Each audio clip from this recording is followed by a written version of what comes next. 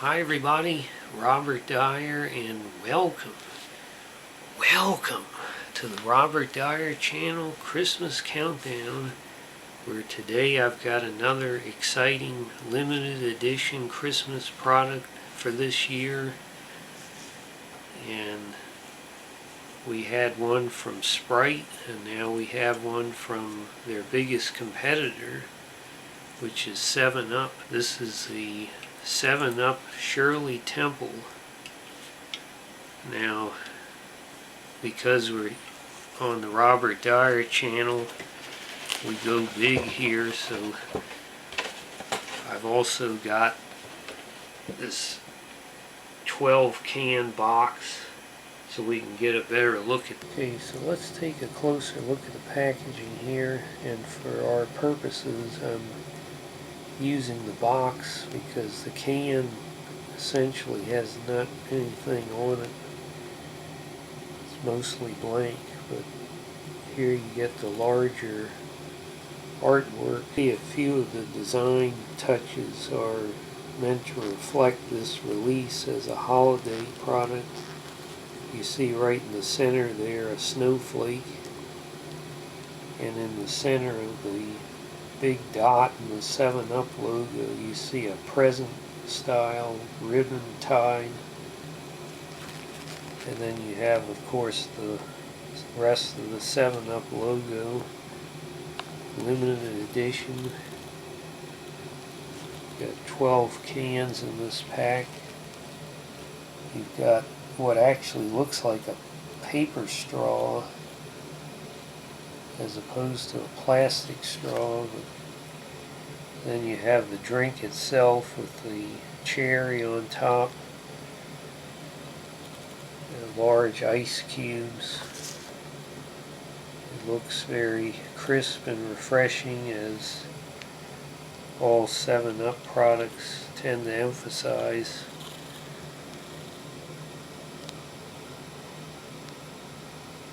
And of course it is caffeine free. What you will notice is missing is there is no photograph of Shirley Temple herself, and there's no trademark or anything next to her name, so I'm not sure what the legal status of this is. There's nothing down here about any sort of license from the estate or anything, so that's sort of up in the air how they got to use her name for this. And of course most people probably know that Shirley Temple is one of the most famous actresses of all time in Hollywood.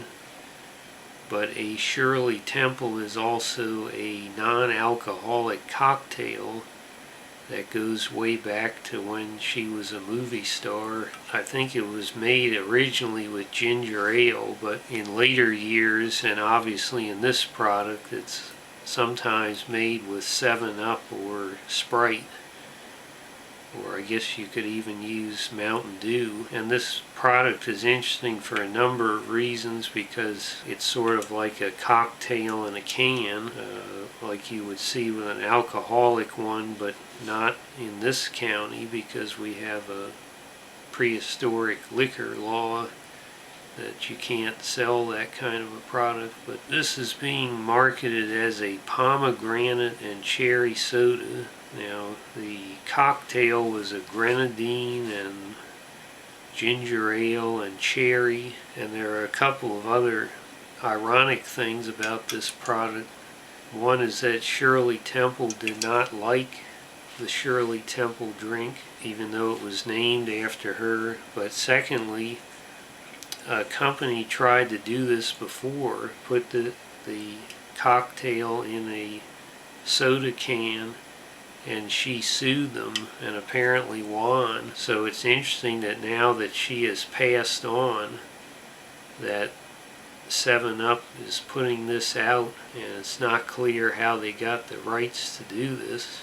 I tried to look on the official Shirley Temple website, but it's actually pretty sad. It looks like it's not being maintained The last news is from 2021, I believe, so long before this came out. I thought maybe this would be an official product and they would be promoting it on the website, but you probably still see the Shirley Temple movies on Turner Classic Movies, or that what do they call it, over the air, those .1, .2 channels. They have one called Movies, and it seems like they often have her movies on there. I don't think I was ever really in the target audience. She was a huge star during the Depression in the 30s and actually kept at least one studio from going bankrupt because of the profits the movies made. I can remember when I was a kid, the UHF channels, that there's certain movies they seem to have the rights to show an unlimited amount, and those were Tarzan, the Marx Brothers, and Shirley Temple, and you would either have marathons of those three, or you would have a set time, like every Sunday morning, 10:30 a.m. they would have a Tarzan movie, and the Johnny Weissmuller ones specifically. Now, I was the target audience for that. I was still am a huge fan of Tarzan, and a big fan of the Marx Brothers also. That used to be a big event when they had the Marx Brothers Film Festival on Channel 20.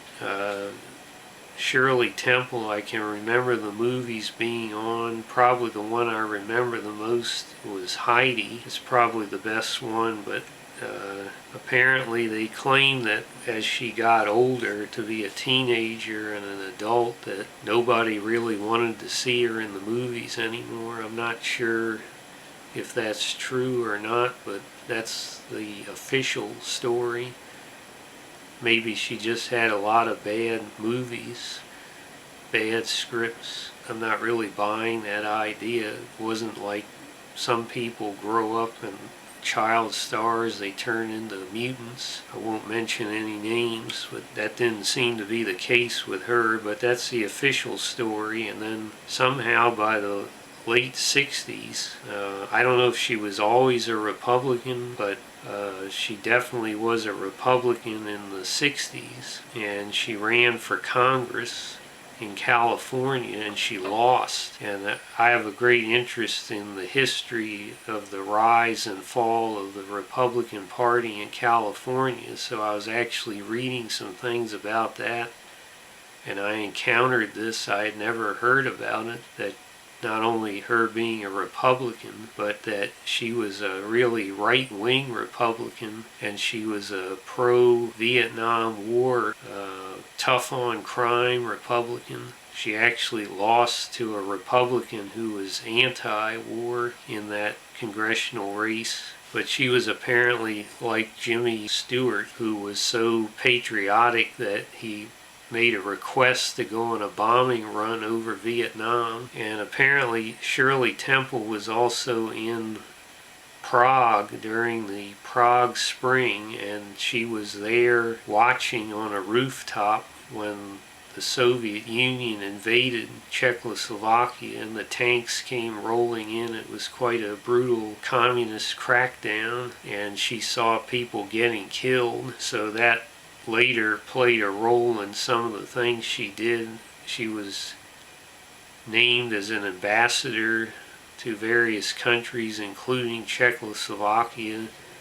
She was appointed to positions like that by Richard Nixon, Gerald Ford.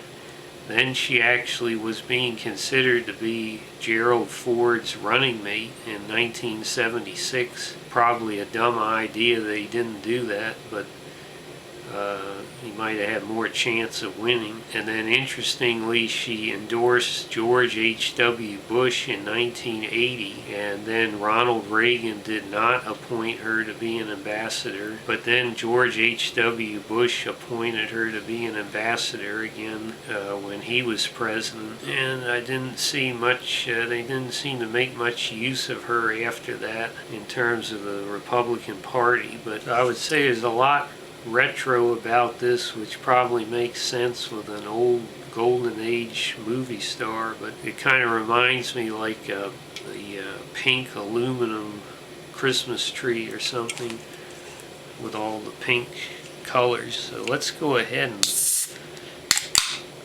there she blows. I've got this chilled at precisely 33 degrees. It's definitely got a different kind of fruity aroma compared to regular 7-Up. I smell very little lemon lime in the aroma. Let's pour this into the finest bachelor's glassware here. You can see it's a pinkish red. Can't put a cap on a can, unfortunately, but this was very hard to get. It's still out there if you're looking for it, but it can be hard to find. There were no 20-ounce bottles separate. You had to get it in this 12-can box. It's definitely a very festive carbonated beverage. Let's go ahead and see how it tastes.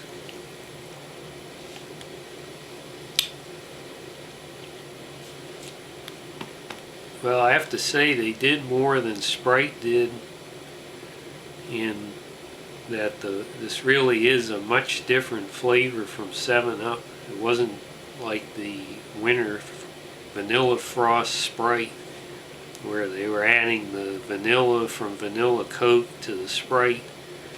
This is a totally different flavor.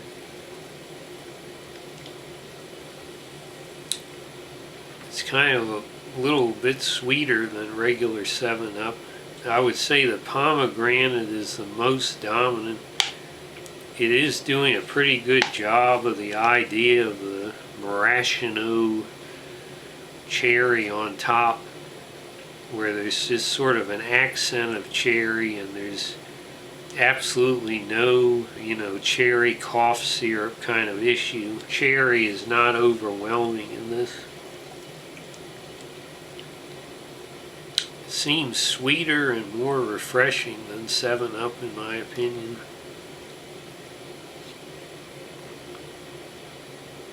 Well, I have to say that this was a better executed product than their competitor Sprite's Vanilla Frost, but I do have to bump up my rating of the Vanilla Frost Sprite. Since I did that review, I drank many more cans of it, and it actually was pretty good, and it seemed like it was a lot more refreshing the more cans I drank of it.